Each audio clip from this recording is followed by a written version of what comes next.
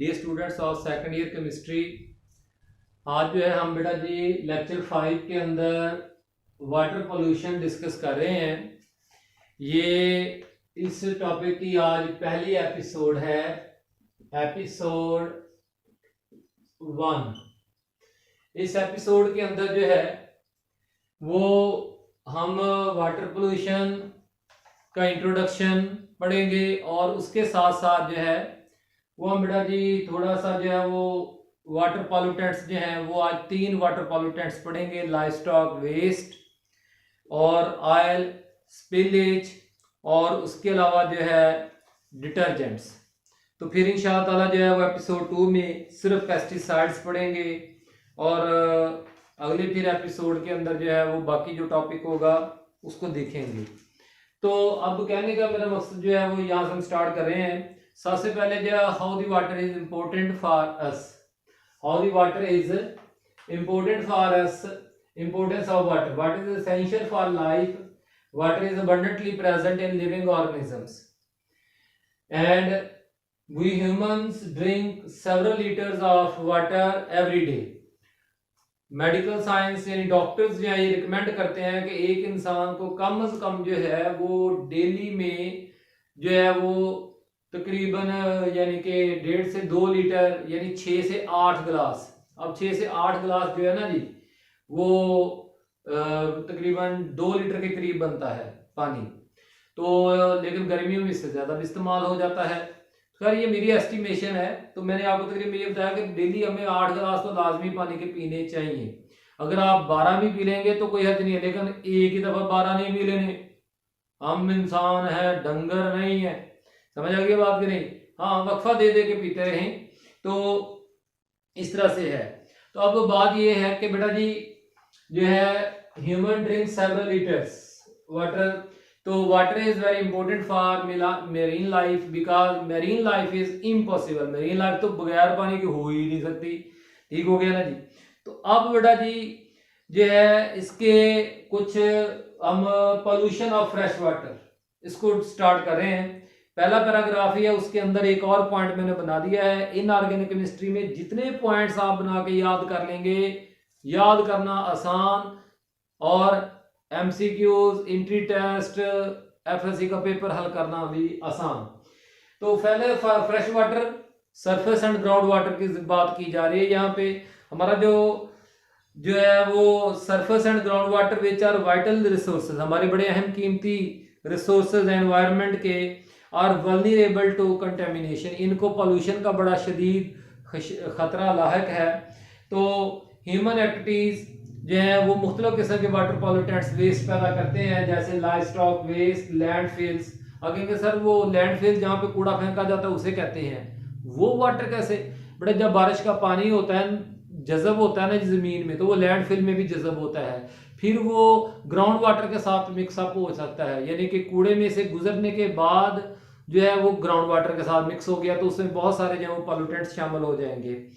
चलें, बातें होती रहेंगी। अभी हमने बहुत कुछ डिस्कस करना है। एग्रीकल्चर वेस्ट जैसे भूसा वगैरह, इसका उनका जो है जलाया जाता है या उसका जो ऐश होता है उसको हम जो है वो वेस्ट। पेस्टिसाइड्स भी वेस्ट के तौर पर, oil leaks, oil spills and disposal of industrial effluents जो हैं ये इंडस्ट्रियल एफ्लुएंट्स पॉल्यूटेंट्स का काम करते हैं। फिर डिटर्जेंट्स हैं और उसके अलावा जो है माइनिंग, हैवी मेटल्स को माइनिंग करके से निकालना या फिर पेट्रोलियम और नेचुरल गैस को माइन करना, तो उस वक्त भी वहाँ पे वाटर जो है वो उनके वेस्ट वगैरह, मट्टी वगैरह इस तरह जो होता है उनसे वो कंटेमिनेट हो सकता है। तो बड़ा जी आज हम पहला जो है वो इसका करते हैं पॉल्यूटेंट, वाटर पोल्यूशन के जो पॉल्यूटेंट्स हैं उनमें सबसे पहला जो है वो कौन है जी? वो है लाइव स्टॉक वेस्ट। सबसे पहले जो है वो लाइव स्टॉक क्या है?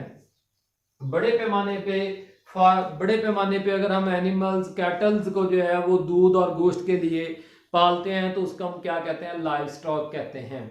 तो बेटा जी लाइव स्टॉक जो है उसका वेस्ट क्या होता है? उनका गोबर और उनका यूरिन जो उनका वेस्ट है, उसके अलावा उनका जो बचा हुआ चारा है वो भी उनका वेस्ट है। तो उस वेस्ट को जो है वो डिस्पोज कहाँ किया जाता है, कहाँ फेंका जाता है? आपने कभी देखा है, कभी किसी गांव में गए ना, तो क्या ये गांव के बाहर जो है वो सड़क के बाहर वाली साइड पर खेतों की तरफ जो है वो लंबा ऊंचे ऊंचे जो है वो ढेर लगे हुए होते हैं गोबर के और बचे खुचे चारे के। तो फिर इन एनिमल्स का जो यूरिन वाला वेस्ट है वो किधर जाता है? वो सीवेज वाटर में मिक्स हो जाता है। और सीवेज वाटर कहाँ जाता है? ये भी तो पहले जब वो गोबर जो बच जाता है या चारा वगैरह बच जाता है उसको कहाँ फेंकते हैं? वो ओपन लैंड में फेंक देते हैं। तो यहाँ पे बड़े disposal sites being dumped, livestock waste is being dumped on land और इज डिस्चार्ज इनटू सीवेज। ठीक है जी, गंदे पानी में, कनाल्स, नहरों में या फिर दरियाओं में डाल दिया जाता है। उसके बाद जो है इसके अफेक्ट्स क्या हैं?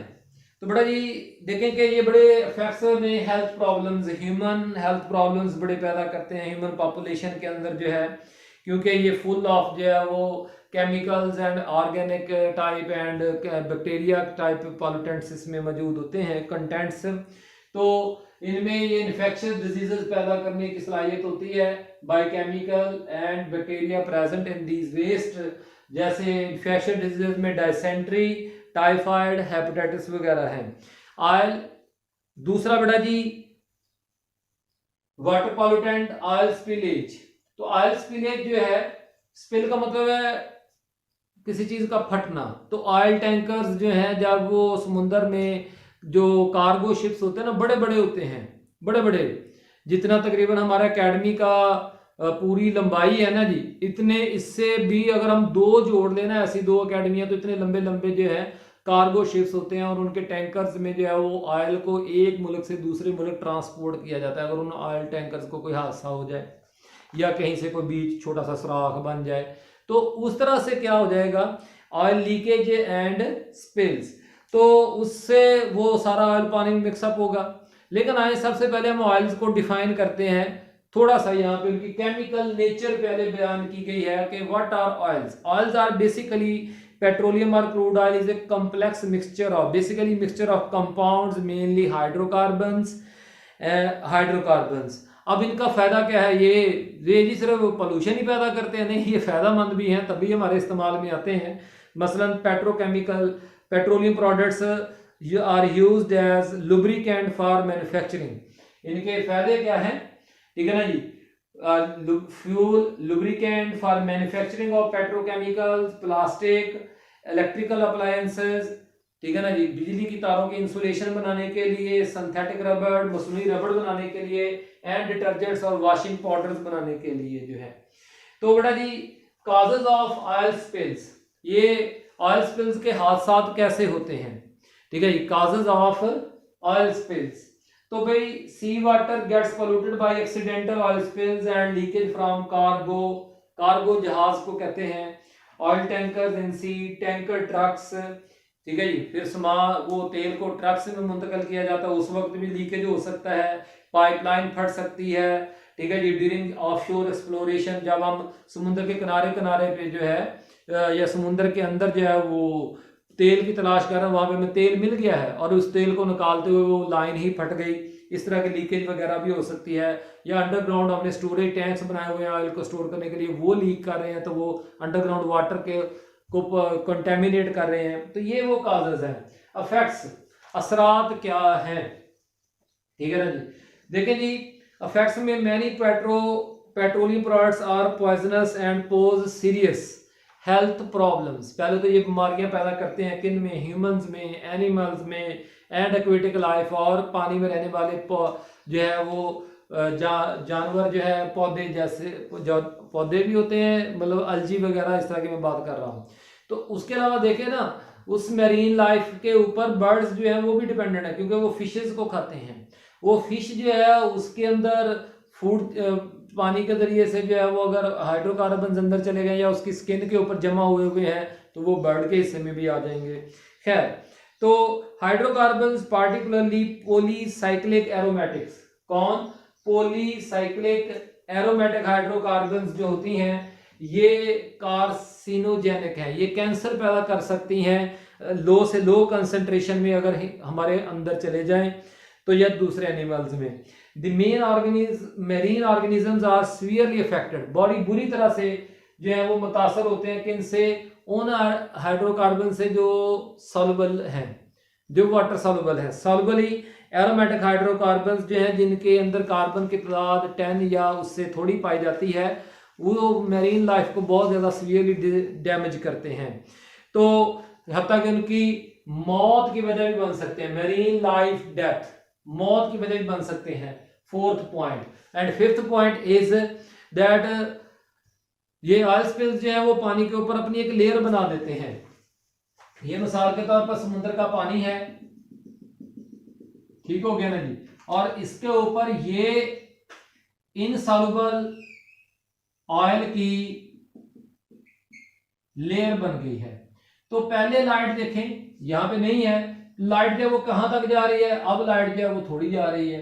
तो लाइट ट्रांसमिशन में हिंड्रेंस पैदा कर देते हैं, तो नीचे तक ऑक्सीजन चूंकि जो वो लाइट नहीं पहुंच पाती है, तो जो उसमें पानी में रहने वाले जो एल्गी होते हैं जो पानी की सरफेस पे पाए जाते हैं, उनको जब फोटोसिंथेसिस नहीं मिल पाती है, वो ऑक्सीजन लाइट नहीं मिल पाती है, तो वो फोटोसिंथेसिस नहीं कर पाते हैं। फोटोसिंथेसिस नहीं करेंगे तो ऑक्सीजन रिलीज नहीं होगी, तो नतीजतन वाटर में क्या हो जाएगा, डिसॉल्व्ड ऑक्सीजन की मकदार कम हो जाएगी, decrease in dissolved oxygen level. तो उसके नतीजे में वो फिशेस जो कि डिसॉल्व्ड ऑक्सीजन के जरिए से सांस लेती हैं वो मरना शुरू हो जाएंगी, ठीक है ना जी। The light transmission through surface of water is affected by oil layer on it, thus photosynthesis of plants and dissolve oxygen in water is decreased। बेटा जी आखिरी पॉल्यूटेंट कौन आ गया है, डिटर्जेंट्स। कौन आ गए हैं, डिटर्जेंट्स। सबसे पहले जो डिटर्जेंट्स के हैं, वॉशिंग पाउडर्स, वॉशिंग लिक्विड्स, हाथ धोने वाला साबुन, कपड़े धोने वाला साबुन, बर्तन धोने वाला साबुन, बर्तन धोने वाला लिक्विड, ये शैम्पू वगैरह ये सब किस में आ जाते हैं, डिटर्जेंट्स में आ जाते हैं। गाड़ियों को धोने के लिए भी इस्तेमाल किए जाते हैं, फैक्ट्रियों में भी इस्तेमाल किए जाते हैं, कपड़े को चीज़ों को धोने वगैरह के लिए। तो पहले यूजफुलनेस, इनके फायदा क्या है, हम क्यों इस्तेमाल करते हैं जी। Detergents are exclusively use in industries and household, फैक्ट्रियों में और घरों में बहुत ज्यादा इस्तेमाल किए जाते हैं एज ए क्लीनिंग एजेंट्स।